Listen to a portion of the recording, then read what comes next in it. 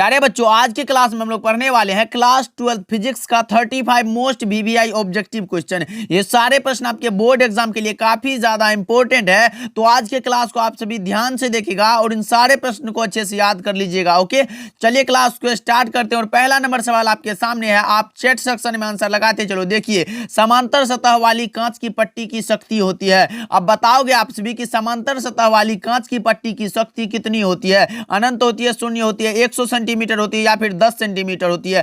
क्या होगा इसका सही जवाब? फटाफट से आप चैट सेक्शन में लगाते चलो। तो इसका सही जवाब हो जाएगा शून्य होती है। ऑप्शन नंबर बी सही जवाब हो जाएगा। अच्छे से याद कर लो आप सभी। ओके, चलिए अगले प्रश्न की ओर बढ़ते हैं। देखिए क्या कह रहा है कि उत्तल लेंस द्वारा निम्नलिखित में कौन सा दृष्टि दोष दूर किया जाता है? अब बताओगे आप सभी कि उत्तल लेंस द्वारा यानी कन्वेक्स लेंस द्वारा निम्नलिखित में कौन सा दृष्टि दोष दूर किया जाता है? निकट दृष्टि दोष, दूर दृष्टि दोष, जरा दृष्टि दोष या फिर अबिंदुकता? क्या होगा इसका सही जवाब? फटाफट से आप लगाते चलो। तो इसका सही जवाब हो जाएगा उत्तल लेंस के द्वारा दूर दृष्टि दोष किया जाता है। दूर तो ऑप्शन नंबर बी सही जवाब हो जाएगा।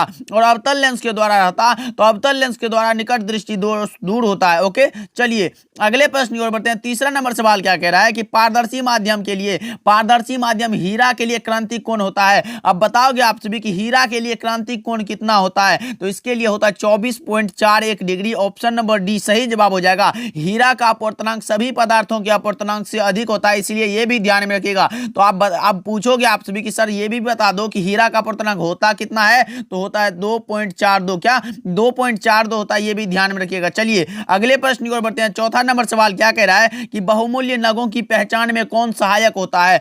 अब बताओ जी, बहुमूल्य नगों की पहचान में कौन सा सहायक होता है? पराबैंगनी किरणें, अवरक्त किरणें, एक्स किरणें या फिर इनमें से कोई नहीं? चार का सही जवाब बताओ आप सभी क्या होगा? तो इसका सही जवाब हो जाएगा पराबैंगनी किरणें। ऑप्शन नंबर ए सही जवाब हो जाएगा। अच्छे से ध्यान में रखिएगा कि बहुमूल्य नगों की पहचान में सहायक होता है पराबैंगनी किरणें। चलिए पांचवा नंबर सवाल देखते हैं कि वस्तु से बड़ा आभासी प्रतिबिंब बनता है। अब बताओ आप सभी कि वस्तु से बड़ा आभासी प्रतिबिंब किससे बनता है? उत्तल दर्पण से, अवतल दर्पण से, समतल दर्पण से या फिर इनमें से कोई नहीं? भाई जब भी यहां वस्तु से बड़ा प्रतिबिंब बने तो आप समझ लो कि यह अवतल दर्पण है। क्या अवतल दर्पण है? अगर वस्तु से छोटा प्रतिबिंब बनता यानी वास्तविक बनता तो वो उत्तल दर्पण होता, लेकिन नहीं, यहां वस्तु से बड़ा प्रतिबिंब बन रहा है अवतल दर्पण से। ऑप्शन नंबर बी सही जवाब हो जाएगा। लगा लो आप सभी। ओके, चलिए 6 नंबर सवाल देखिए क्या कह रहा है कि तालाब की तली कुछ ऊपर उठी हुई प्रतीत होती है। अब बताओगे आप सभी कि तालाब की तली कुछ ऊपर उठी हुई प्रतीत होती है, इसका कारण क्या है?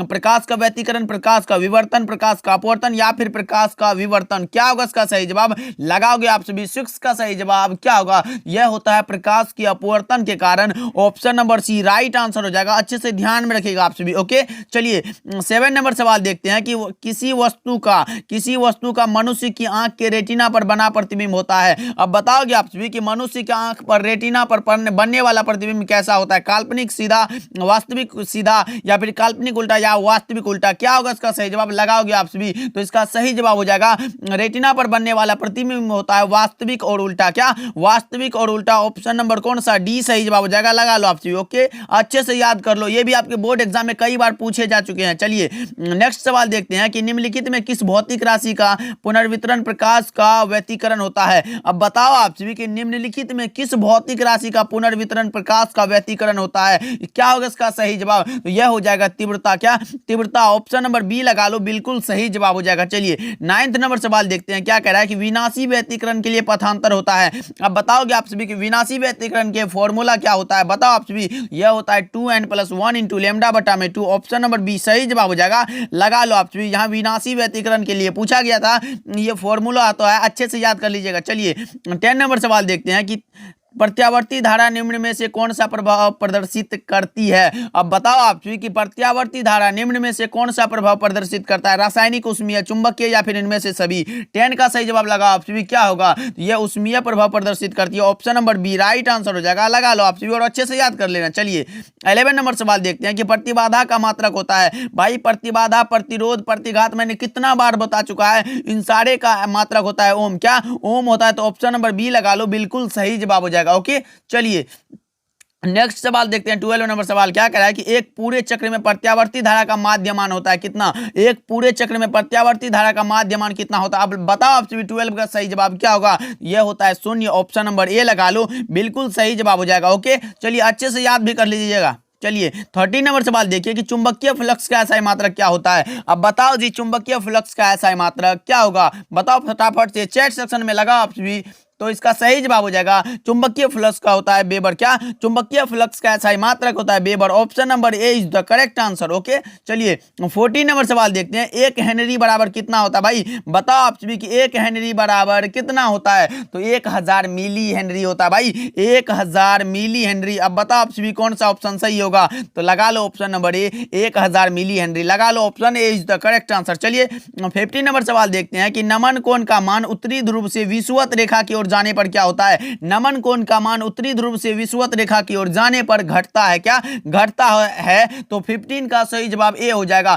एक और क्वेश्चन पूछा जाता है कि विषुवत रेखा पर नमन कोण का मान कितना होता है, तो आप लगा दीजिएगा 0, क्या 0 होता है। ये भी आपकी बोर्ड एग्जाम में कई बार पूछा जा चुका है कि विषुवत रेखा पर नमन कोण का मान कितना होता है, तो 0। और नमन कोण का मान उत्तरी ध्रुव से विषुवत रेखा की ओर जाने पर घटता है, ये भी ध्यान में रखिएगा। चलिए 16 नंबर सवाल देखते हैं कि निकेल है, निकेल क्या है भाई, लगा option nickel is a ferromagnetic, option number C सही जवाब हो जाएगा, लगा लो ऑप्शन। निकेल जो है लोह चुंबकीय है। चलिए नेक्स्ट सवाल देखते हैं। 17 नंबर सवाल क्या कह रहा है, ध्रुव प्रबलता का एसआई मात्रक क्या होता है। अब बताओ जी ध्रुव प्रबलता का एसआई मात्रक क्या होता है, तो आप लगाओगे एम्पियर मीटर होता है सर, ऑप्शन सी हो जाएगा, लगा लो ऑप्शन। ओके चलिए 18 नंबर सवाल देखते हैं कि किरचॉफ का द्वितीय नियम किसके संरक्षण पर आधारित है। अब बताओ आप सभी कि किरचॉफ का द्वितीय नियम किसके संरक्षण के सिद्धांत पर आधारित है, तो आप लगाओगे एनर्जी, क्या एनर्जी, यानी ऑप्शन नंबर बी सही जवाब हो जाएगा, एनर्जी कंजर्वेशन के सिद्धांत पर आधारित है। चलिए नेक्स्ट सवाल देखते हैं।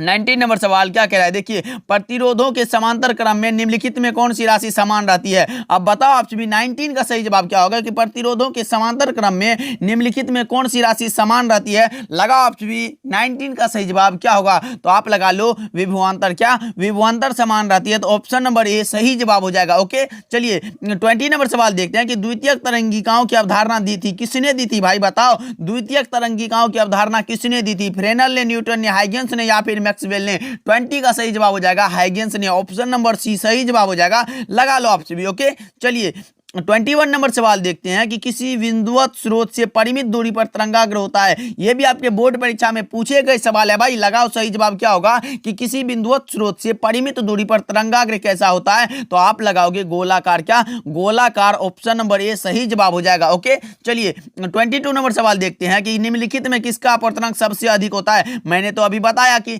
हीरा का अपवर्तनांक सभी पदार्थों के अपवर्तनांक से अधिक होता है, तो ऑप्शन नंबर डी सही जवाब हो जाएगा। और कितना होता है, तो 2.42, ये भी ध्यान में रखिएगा। ओके चलिए अगले प्रश्न की ओर बढ़ते हैं। 23 नंबर सवाल क्या कह रहा है कि इनमें से कौन आवेश रहित है। अब बताओ आप सभी कि इनमें से कौन आवेश रहित है, यानी उस पे आवेश या चार्ज नहीं है, कौन सा होगा, फटाफट से आप लगाते चलो, ये हो जाएगा फोटोन कण, ऑप्शन नंबर सी सही जवाब हो जाएगा। ओके चलिए 24 नंबर सवाल देखते हैं कि उत्सर्जित फोटो इलेक्ट्रॉन की ऊर्जा निर्भर करती है। अब बताओ आप सभी कि उत्सर्जित फोटो इलेक्ट्रॉन की ऊर्जा किस पर निर्भर करती है, प्रकाश की तीव्रता पर, प्रकाश के तरंग दैर्ध्य पर, धातु के कार्य फलन पर, या फिर इनमें से कोई नहीं।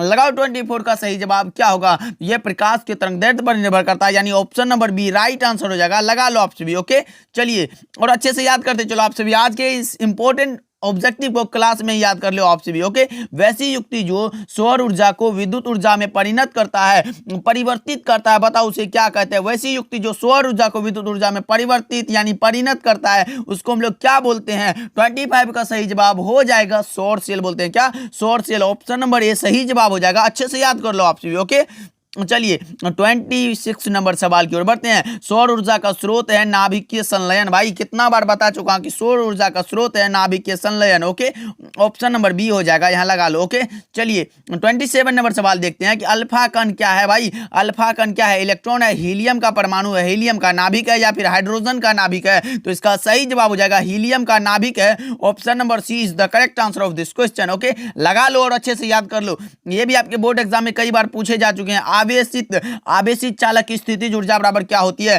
अब बताओ जी आवेशित चालक की स्थितिज ऊर्जा बराबर होती है हाफ CV², क्या हाफ CV², कौन सा ऑप्शन में दिया गया, ऑप्शन नंबर बी सही जवाब हो जाएगा, लगा लो ऑप्शन बी। ओके चलिए 29 नंबर सवाल देखते हैं निम्नलिखित में कौन सदिश राशि है। भाई वेक्टर क्वांटिटी पूछा गया आपसे भी, निम्नलिखित में कौन वेक्टर क्वांटिटी है।